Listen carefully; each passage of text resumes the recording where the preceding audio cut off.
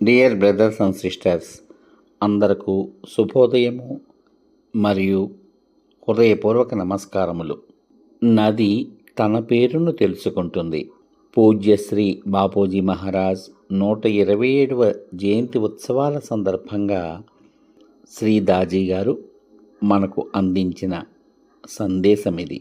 పూజ్య శ్రీ బాపూజీ మహారాజ్ 127వ జయంతి ఉత్సవాల సందర్భంగా 2026వ సంవత్సరము మే 4, 5, 6 తేదీలలో యోగాశ్రమం షాజహాన్పూర్లో శ్రీ దాజీ గారు మనకు అందించిన సందేశం.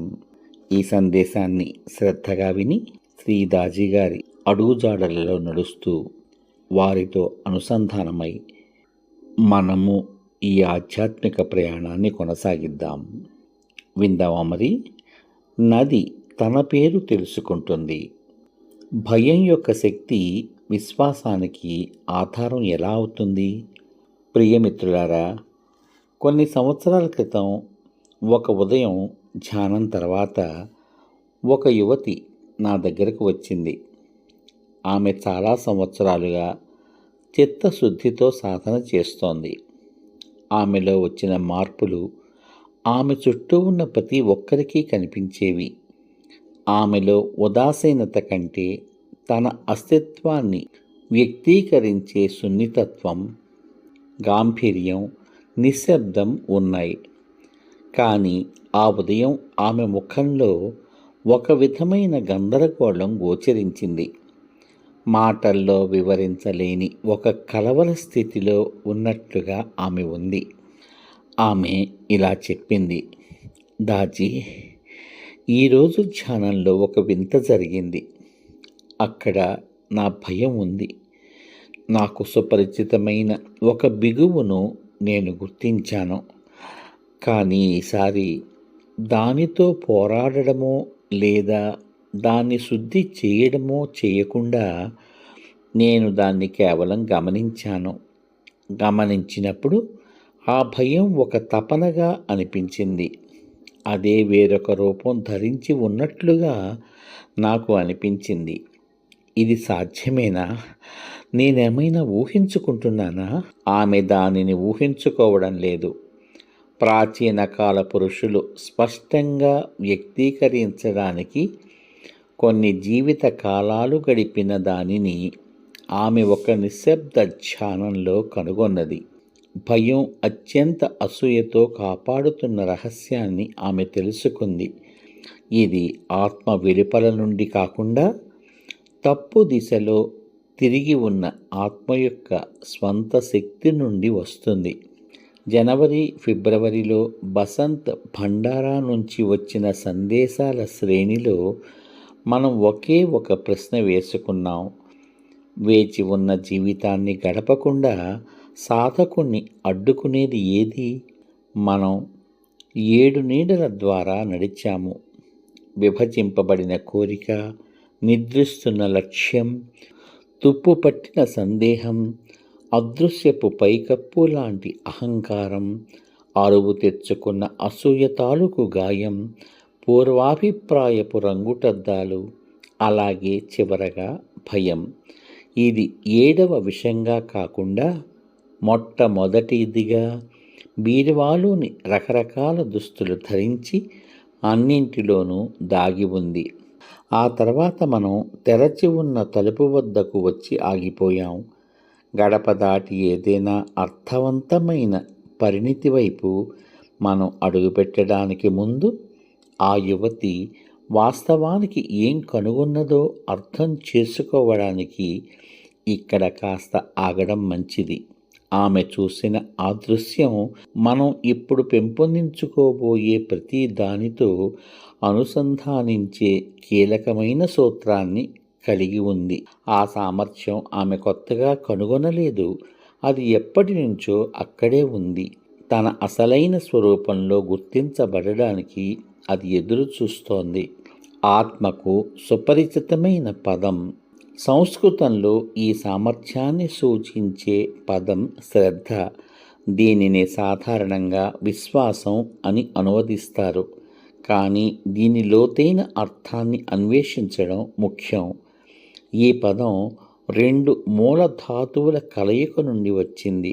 మొదటిది శ్రద్ధ, హృదయాంతరాళంలో గుర్తింపు స్థానం. మనసు పూర్తిగా తర్కంతో ఆలోచించి ఒక నిర్ణయానికి రాకముందే అది సత్యము అని తెలిపే మన హృదయస్థానం. రెండవది ధా అంటే ఉంచడం, స్థిరంగా స్థాపించడం. ఈ రెండూ కలిసినప్పుడు వచ్చే అర్థాన్ని సాధారణంగా విశ్వాసం అనే పదం చేరుకోలేదు.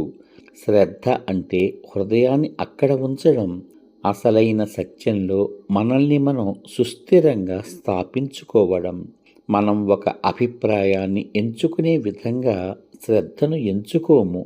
బదులుగా ఇది ఒక దిక్సూచి ముల్లు, ఉత్తర దిక్కును కనుగొనే విధంగా వాదన ద్వారా కాకుండా గుర్తించడం ద్వారా ఉద్భవిస్తుంది.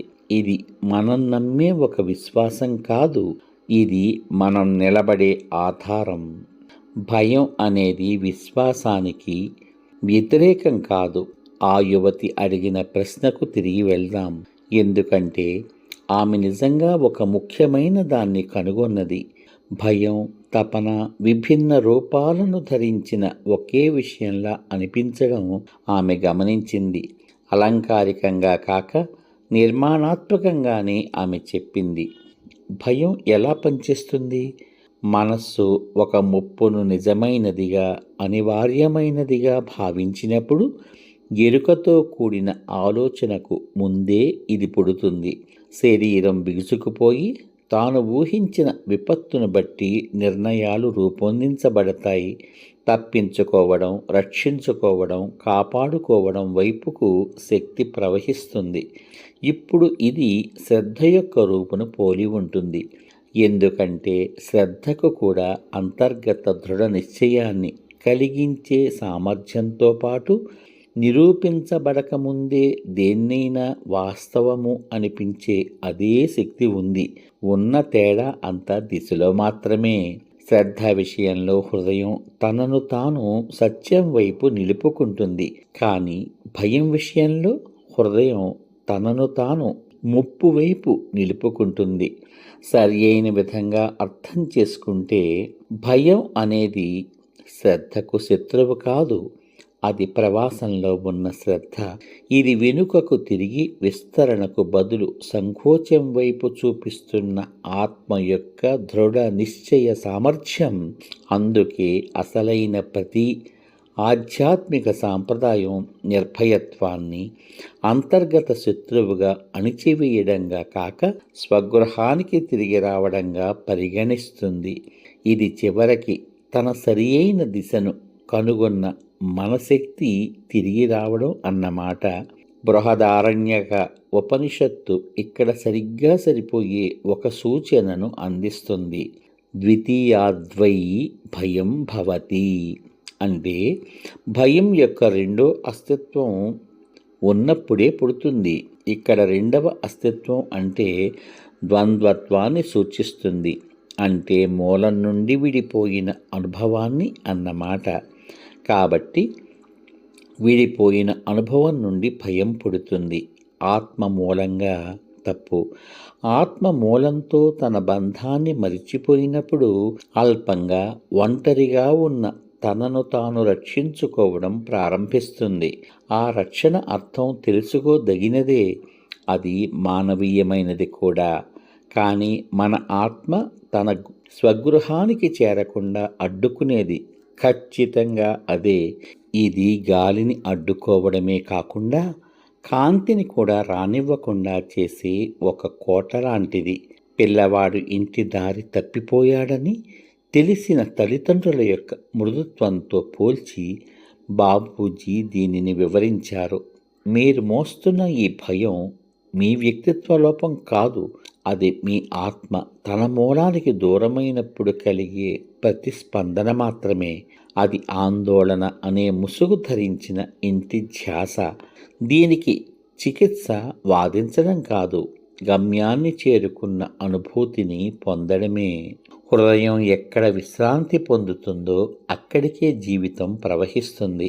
భగవద్గీత ఈ విషయాన్ని ఎంత ఖచ్చితంగా వ్యక్తపరుస్తుందంటే, శతాబ్దాల అవలోకనం తర్వాత కూడా ఇది విస్మయాన్ని కలిగిస్తుంది.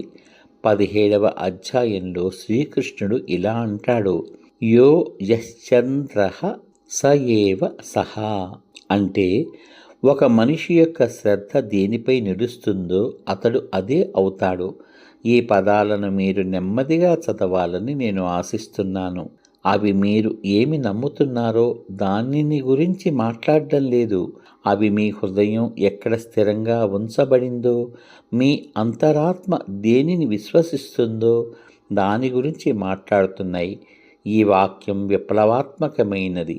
హృదయం తన లోతైన స్థాయిలో దేనిని విశ్వసిస్తోందో అది జీవితం యొక్క దిశనే కాకుండా ఆత్మ యొక్క మూలతత్వాన్ని కూడా రూపుదిద్దుతుంది. ఇది ఒకేసారి మనస్సును స్థిమితపరిచే విధంగానూ ముక్తినిచ్చే విధంగానూ ఉంది. ఇది స్థిమితపరిచేది ఎందుకంటే మనం జీవిస్తున్న ఈ జీవితం మనం నమ్ముతున్నామని చెప్పేది కాకుండా మనం అత్యంత లోతుగా విశ్వసించిన దాని యొక్క ప్రతిబింబం అని అర్థం. హృదయం నిశ్శబ్దంగా నిరంతరం తన భారాన్ని దేని మీద పెట్టి ఉందో దాని మీదే ఆధారపడి ఉంటుంది. ఒకవేళ శ్రద్ధ భయంపై నిలిచి ఉంటే రక్షించుకోవడం, తప్పించుకోవడం చుట్టూ జీవితం రూపుదిద్దుకొని ఉంటుంది. ఇది విముక్తిని ఇస్తుంది. ఎందుకంటే కావలసిన మార్పు అనేది ప్రతి కార్యాన్ని, ప్రతి ఆలోచనను తిరిగి చేయడం లాంటి అలసట కలిగించే పని కాదు. ఇది మరింత ప్రాథమికమైన మార్పు. నా హృదయం ఎక్కడ విశ్రాంతిగా, నిశ్చలంగా ఉంది? ఇది నేను నిజంగా కోరి ఎంపిక చేసుకున్న దిశేనా అని ప్రశ్నించుకోవడం.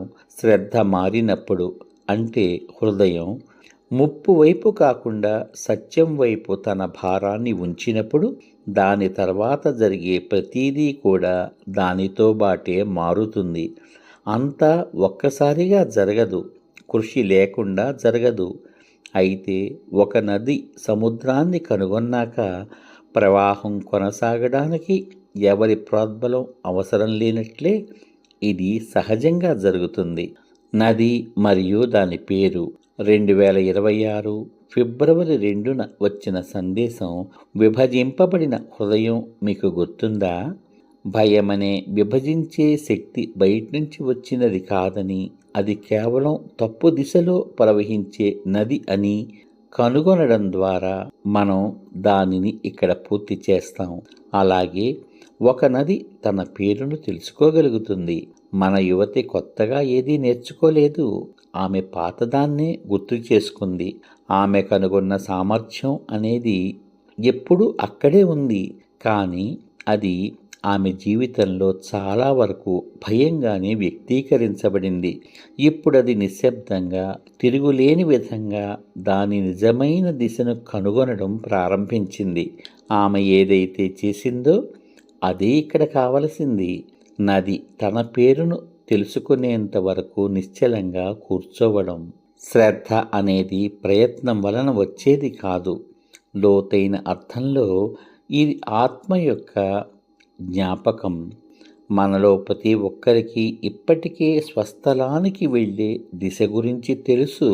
ప్రతి ఉదయం ధ్యానం తర్వాత నిశ్శబ్దంలో మనకు కలిగే తపనలో, మనలో కలిగే ఉత్తేజంలో, బయట నుంచి చూస్తే సంపూర్ణంగా కనిపించే జీవితంపై వివరించలేని అసంతృప్తిలో ఆత్మ జ్ఞాపకం చేసుకుంటోంది. ఇది ప్రారంభ దశలో ఉన్న శ్రద్ధ యొక్క రూపం. ఇది ఇంకా పూర్తిగా ఎదగలేదు, అయితే నిస్సందేహంగా సజీవంగా ఉంది. ఒకే ధ్యాన మందిరంలో పక్కపక్కనే కూర్చున్న ఇద్దరు వ్యక్తులు అదే నిశ్శబ్దంలో, అదే ప్రాణాహుతి ప్రసారాన్ని అందుకుంటూ, ఒకే వేడి నీటి పాత్రలో వేయబడిన బంగాళదుంప, కోడిగుడ్డు వలె ఆ ధ్యానం నుండి విభిన్నంగా రావడాన్ని నిర్ణయించేది ఏది అనేదాన్ని మనం తదుపరి సందేశంలో చూద్దాం. ప్రేమ ప్రార్థనలతో, కమలేష్. పూజ్య బాబూజీ మహారాజ్ 127వ జయంతి ఉత్సవాల సందర్భంగా 2026వ సంవత్సరము మే 4, 5, 6 తేదీలలో షాజహాన్పూర్లోని యోగాశ్రమం నుండి మన పూజ్య దాజీ గారు అందించిన నది తన పేరును తెలుసుకుంటుంది అనేటువంటి సందేశాన్ని విన్నారు కదా. ఈ సందేశంలోని ప్రతి వాక్యాన్ని మన నరాన ఇంకింపచేసుకుని మనోగతంతో అర్థం చేసుకుని శ్రీ దాజీ గారితో అనుసంధానమై మన జీవన ప్రయాణాన్ని కొనసాగిద్దాం. ఇంత శ్రద్ధగా ఈ సందేశాన్ని విన్న మీ అందరకు హృదయపూర్వక ధన్యవాదములు మరియు నమస్కారములు.